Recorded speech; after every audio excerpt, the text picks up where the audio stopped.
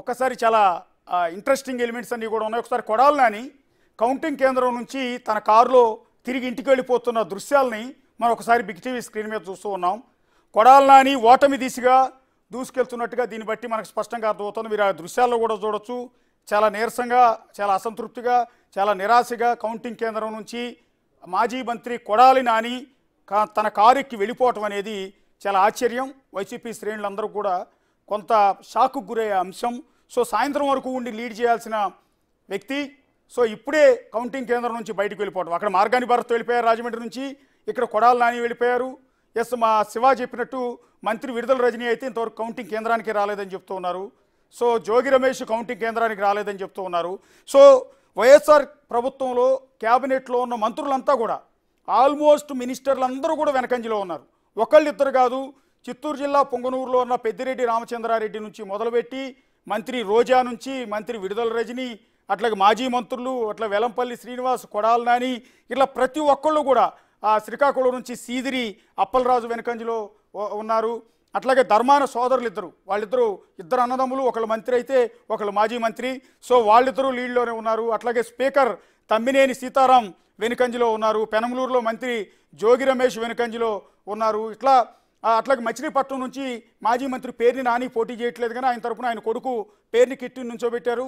So ఆయన కూడా వెనుకంజలో ఉన్నారు. అంటే ఆల్మోస్ట్ ఎంటైర్ మాజీ మంత్రులు, ప్రెజెంట్ ఉన్న మంత్రులు, మాజీ మినిస్టర్స్, అట్లాగే ప్రెజెంట్ ఉన్న క్యాబినెట్లో ఉన్న మంత్రులు అంతా కూడా వెనుకంజలో ఉన్నారు. టోటల్గా ఇప్పటి వరకు ఉన్న అప్డేట్స్ ప్రకారం అయితే దాదాపు ఆంధ్రప్రదేశ్లో మ్యాజిక్ ఫిగర్కి అంటే విజయానికి చేరువలో టీడీపీ కూటమి కనిపిస్తోంది. దాదాపు 100 సీట్లకు దగ్గరలోకి టీడీపీ కూటమి చేరుకుంది. మెజార్టీ సీట్లు టీడీపీ గెలిచింది. జనసేన చాలా చోట్ల లీడింగ్లో ఉంది. బీజేపీ కూడా పోటీ చేసిన చోట లీడ్లో ఉంది. ఇప్పటికి 94 స్థానాల్లో టీడీపీ కూటమి లీడ్లో ఉంది. వైఎస్ఆర్ కాంగ్రెస్ పార్టీ 19 స్థానాలకు మాత్రమే పరిమితమైంది. అంటే 2019లో వచ్చిన రిజల్ట్ అనేది రివర్స్ అవుతుందా? టీడీపీ కూటమికి 150 సీట్లు వచ్చి వైసీపీకి 23 సీట్లు పరిమితం అవుతాయా? ఇదంతా ఓన్లీ జస్ట్ ఎగ్జాగరేషన్ మాత్రమే. అంటే ఇప్పుడున్న ట్రెండ్ను చూస్తుంటే అది కనిపిస్తుంది. 2019 ఎన్నికల్లో కూడా ఇదే రకమైన ట్రెండ్ కనిపించింది. టీడీపీ 19-20 స్థానాలు చూపించిన సందర్భంలో వైసీపీ అప్పటికే 100 స్థానాలు దాటేసింది. ఆ నేపథ్యంలోనే ఆ పార్టీకి 151 స్థానాలు వచ్చాయి. సో ఇప్పుడు మళ్ళీ రివర్స్ అయింది. ఇప్పుడు సైకిల్కి 151 స్థానాలు, 100 స్థానాలు దాదాపు ఇప్పుడు కనిపిస్తున్నాయి. వైసీపీ కేవలం 19 స్థానాలకు పరిమితమైంది. ఒకసారి చిత్తూరు జిల్లాకి వెళ్దాం.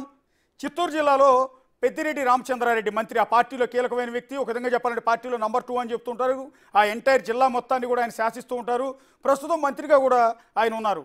ఆయన పొంగనూరు నియోజకవర్గం నుంచి వెనుకంజలో ఉన్నట్టుగా తెలుస్తోంది. ఎందుకంటే చిత్తూరు జిల్లా మొత్తాన్ని లీడ్ చేయగలిగిన వ్యక్తి ఇప్పుడు తాను పోటీ చేసిన సొంత నియోజకవర్గం నుంచి వెనుకంజలో ఉన్నారు. ఆయన పైన పోటీ చేసిన చల్లాబాబు టీడీపీ అభ్యర్థి లీడ్లో ఉన్నట్టుగా ప్రస్తుతం ఉన్న అప్డేట్ బట్టి తెలుస్తుంది. అట్లాగే నెల్లూరు జిల్లా సర్వేపల్లిలో కాకాని వెనుకంజలో ఉన్నట్టుగా తెలుస్తోంది. శ్రీకాకుళంలో ధర్మాన బ్రదర్స్ ఇద్దరు వెనుకంజలో ఉన్నారు. అట్లాగే మంత్రి సీదిరి అప్పలరాజు వెనుకంజలో ఉన్నారు. ఏపీ మంత్రులందరికీ ఒక విధంగా షాక్. ఒకసారి నా కొలీగ్ నాగరాజు ఉన్నారు, నాతో పాటు యాడ్ అవుతున్నారు. నాగరాజు, అంచనా వేస్తూ వస్తుంది. సర్వే ప్రకటించినప్పుడు కానీ, బిఫోర్ ఎగ్జిట్ పోల్స్ కానీ, ఆఫ్టర్ ఎగ్జిట్ పోల్స్ కానీ చెప్తూ వస్తుంది 120 స్థానాలకు పైచిలుకు. మీరు కూడా గ్రౌండ్లో జీరోకి వెళ్ళి చాలా చెప్పారు. నిన్న మొన్న కూడా మీ అనాలిసిస్ని కూడా అప్డేట్ చేస్తూ చెప్పినటువంటి పరిస్థితి. ఒకవేళ గనక ఇప్పుడున్న పరిస్థితుల ప్రకారం ట్రెండ్ గనక ఇదే కొనసాగితే ఎవరు ఊహించినటువంటి అనూహ్య ఫలితాలు కూడా వచ్చే అవకాశాలు ఉన్నాయంటూ కూడా బిగ్ టీవీ మొదటి నుంచి కూడా చెప్తూ వస్తుంది. దానికి అనుగుణంగానే ఇప్పుడు అప్డేట్ మనకు వస్తుంది. ముఖ్యంగా మీరు ఇప్పుడు చెప్పారు పెద్దిరెడ్డి విషయం తీసుకుంటే, పెద్దిరెడ్డి కేవలం ఒక ప్రాంత నాయకుడిగా కాకుండా ఆల్మోస్ట్ ఆల్ 2 జిల్లాల్ని, చిత్తూరు జిల్లా నుంచి పెద్దిరెడ్డి రామచంద్రారెడ్డి, ఇందాక నేను చెప్పాను, పార్టీని లీడ్ చేసే వ్యక్తి, పార్టీలో సెకండ్ ప్లేసు. ఆయన పొంగనూరు కాన్స్టిట్యున్సీ నుంచి ఇప్పటికే 3-4 సార్లు గెలిచారు. చంద్రబాబుపై పదే విమర్శలు చేస్తారు. చంద్రబాబు టార్గెట్ కూడా పొంగనూరు, అదే జిల్లాకు సంబంధించిన వీళ్ళిద్దరు క్లాస్మేట్స్ కూడా అనుకుంటా, బహుశా చదువుకునేటప్పుడు ఎస్వి యూనివర్సిటీలో వీళ్ళిద్దరు కాంటెంపరీ అనుకుంటాను. సో ఇప్పుడు అదే పొంగనూరు నుంచి పెద్దిరెడ్డి రామచంద్రారెడ్డి వెనుకంజిలో ఉన్నట్టుగా మనకు అప్డేట్ తెలుస్తుంది. ఇది ఒక సంచలనం. ఇందాక నుంచి చెప్తున్నట్టుగా ఒక్కసారి దామోదర్ దగ్గరికి వెళ్దాం. దామోదర్, అశోక్, మీ జిల్లాలో చాలా ఇంట్రెస్టింగ్ ఎలిమెంట్స్ ఉన్నాయి. ఒకటి, పెద్దిరెడ్డి రామచంద్రారెడ్డి వెనుకంజలో ఉన్నారని మీరు అప్డేట్ ఇస్తున్నారు. అట్లాగే మీ జిల్లాకి సంబంధించిన మంత్రి రోజా పరిస్థితి ఏంటి? ఈ ఇద్దరు అప్డేట్స్ ఇవ్వండి. అశోక్, ఏదైతే ఉమ్మడి చిత్తూరు జిల్లాలో బిగ్ టీవీ అంచనాలు నిజమవుతున్నాయి, 10కి పైగా సీట్లు వస్తాయంటూ బిగ్ టీవీ చేసిన సర్వే ఖచ్చితంగా నిజమయ్యే పరిస్థితి కనిపిస్తుంది. మంత్రి పెద్దిరెడ్డి 2 రౌండ్లో వెనుకబడ్డాడు. తర్వాత 3వ రౌండ్లో కేవలం స్వల్ప ఆధిక్యత 45 ఓట్ల ఆధిక్యత మాత్రమే సాధించాడు. ప్రస్తుతం 4వ రౌండ్ కొనసాగుతుంది. మొత్తం మీద అయితే ఉమ్మడి చిత్తూరు జిల్లాలో ఇటు కుప్పం నుంచి అటు ఏదైతే కాళహస్తి నగరి వరకు టీడీపీ ఆధిక్యత మొత్తం అన్ని చోట్ల కొనసాగుతున్న పరిస్థితి. నగర్లో రోజా అయితే ఇప్పటి వరకు మొదటి రౌండ్ ఫలితాలు రాలేదు, కానీ అక్కడ పోటీ చేస్తున్న ఎంపీ అభ్యర్థికి సంబంధించిన ఫలితాలు వచ్చాయి. దానికి సంబంధించి ఏదైతే నగర నియోజకవర్గానికి సంబంధించి తెలుగుదేశం పార్టీ ఎంపీ అభ్యర్థి ఇప్పటికే 6000 ఓట్ల లీడ్లో నగర నియోజకవర్గానికి సంబంధించి ఉన్నారు. అంటే ఈ విధంగా అదే రకమైన లీడ్లో తెలుగుదేశం పార్టీ అభ్యర్థి గాలి భానుప్రకాష్ కూడా ఉండే అవకాశం ఉంది. మొత్తం మీద చిత్తూరు జిల్లా వ్యాప్తంగా టీడీపీ ప్రభంజనం కనిపిస్తుందని చెప్పవచ్చు. 1994లో మాత్రమే టీడీపీ పూర్తి స్థాయిలో ఇక్కడ ఆధిక్యత కొనసాగించిన పరిస్థితి. ఆ తర్వాత చంద్రబాబు నాయుడు సీఎంగా కొనసాగినప్పటికీ ఏసారి కూడా పూర్తి స్థాయిలో ఆధిక్యత లేదు. కానీ ఇప్పుడు 2024 ఎన్నికల్లో మాత్రం తెలుగుదేశం పార్టీ ఒక ప్రభంజనాన్ని ఇక్కడ సృష్టిస్తుందని చెప్పవచ్చు. ముఖ్యంగా ప్రతి నియోజకవర్గంలోనూ లీడ్లో కొనసాగుతుంది. ఏదైతే నగరి, కాళహస్తి, తిరుపతి, చంద్రగిరి, అదేవిధంగా చంద్రగిరి నియోజకవర్గాన్ని తీసుకుంటే ఇప్పటి వరకు గెలవక 25 సంవత్సరాల పైగా అవుతుంది. మొత్తం మీద అయితే ప్రతి నియోజకవర్గంలోనూ తెలుగుదేశం పార్టీ ఆధిక్యత పూర్తి స్థాయిలో కొనసాగుతుంది. కేవలం పెద్దిరెడ్డి రామచంద్రారెడ్డి 2 రౌండ్లలో వెనుకబడి 3వ రౌండ్లో 45 ఓట్ల ఆధిక్యత మాత్రమే సాధించిన పరిస్థితి. మరోవైపు పీలేరులో ఏదైతే నల్లారి కిరణ్ కుమార్ రెడ్డి సోదరుడు దూసుకుపోతున్నాడు. అదేవిధంగా రాజంపేట పార్లమెంటు పరిధికి సంబంధించి ఒక 3 నియోజకవర్గాల్లో ఏదైతే పీలేరు, పొంగనూరు, అదేవిధంగా మదనపల్లి నియోజకవర్గాల్లో కిరణ్ కుమార్ రెడ్డి పార్లమెంట్ అభ్యర్థిగా లీడ్లో ముందుకు వెళ్తున్న పరిస్థితి. అదేవిధంగా రైల్వే కోడూరు నియోజకవర్గంలో జనసేన పార్టీ ఆధిక్యతలో ఉంది. ముఖ్యంగా రాయచోట్ల విప్ శ్రీకాంత్ రెడ్డి పోటీ చేస్తున్న రాయచోట్ల కూడా టీడీపీ ఆధిక్యత కొనసాగుతుంది. ఈ విధంగా ఇట్లా ఉమ్మడి చిత్తూరు జిల్లాకు సంబంధించి అటు అన్నమయ్య జిల్లాలోనూ కూడా టీడీపీ ఆధిక్యత పూర్తి స్థాయిలో కొనసాగుతున్న పరిస్థితి కనిపిస్తుంది.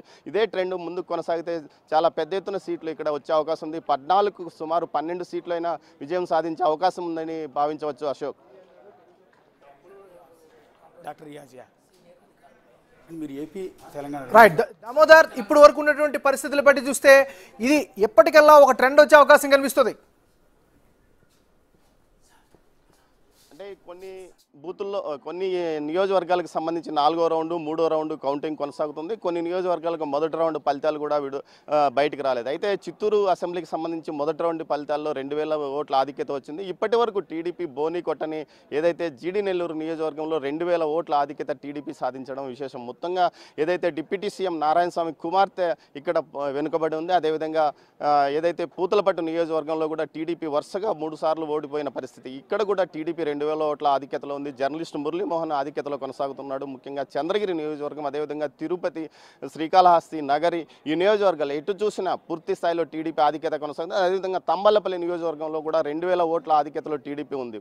అయితే మదనపల్లికి సంబంధించి ఫలితాలు మదనపల్లి నగరికి సంబంధించిన ఫలితాలు పూర్తి స్థాయిలో అధికారికంగా ప్రకటించలేదు. మొదటి 2 రౌండ్లకు సంబంధించి వాటి ఫలితాలు వస్తే పూర్తిగా ఒక స్పష్టత వచ్చే అవకాశం ఉంది. మొత్తం మీద అయితే పోస్టల్ బ్యాలెట్లో కూడా టీడీపీ ఆధిక్యత పూర్తి స్థాయిలో కొనసాగుతుంది. ఏదైతే చంద్రగిరి కానీ తిరుపతి దామోదర్, ఇప్పుడు నుంచి పెద్దిరెడ్డి రామచంద్రారెడ్డి ప్రస్తుతం కౌంటింగ్ కేంద్రంలో ఉన్నారా?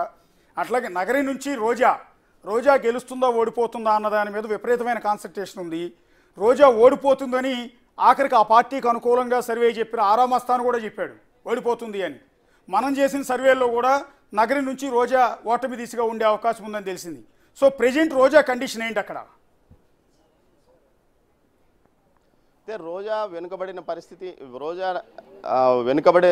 వెనుకంజలోనే కొనసాగుతుంది. అయితే పెద్దిరెడ్డి స్వల్ప ఆధిక్యతలో ఉన్నాడు. అయితే రోజా కానీ అదే పెద్దిరెడ్డి కానీ ప్రస్తుతానికి కౌంటింగ్ కేంద్రంలో లేరు. వారు ఆధిక్యతను బట్టి ఇక్కడికి వచ్చే అవకాశం ఉందని తెలుస్తుంది. మొత్తం మీద అయితే చీఫ్ ఏజెంట్లుగా ఉన్నవారు ఎలక్షన్ కౌంటింగ్ నిర్వహిస్తున్నారు. అయితే ఇప్పటికి తెలుగుదేశం నాయకులు మాత్రం ఏదైతే అమర్నాథ్ రెడ్డితో పాటు మిగతా నాయకులంతా కౌంటింగ్ కేంద్రాల్లో ఉన్న పరిస్థితి. అయితే కుప్పంలో కొంత మొదటి రౌండ్లో తెలుగుదేశం పార్టీ అధినేత చంద్రబాబు నాయుడుకు కేవలం 800 ఓట్ల ఆధిక్యత మాత్రమే కొనసాగుతుంది. మిగతా నాయకులంతా జిల్లాలో మిగతా నాయకులంతా 2000, 1100, 1500 ఓట్ల ఆధిక్యతలో కొనసాగుతుంటే చంద్రబాబు నాయుడే కొంత ఆధిక్యత మొదటి రౌండ్లో తక్కువగా ఉందని చెప్పవచ్చు అశోక్. అయితే పెద్దిరెడ్డి రామచంద్రారెడ్డి అదేవిధంగా రోజాలు పరిస్థితిని బట్టి ఇక్కడికి వచ్చే అవకాశం ఉందని తెలుస్తుంది. Thank you Damodar.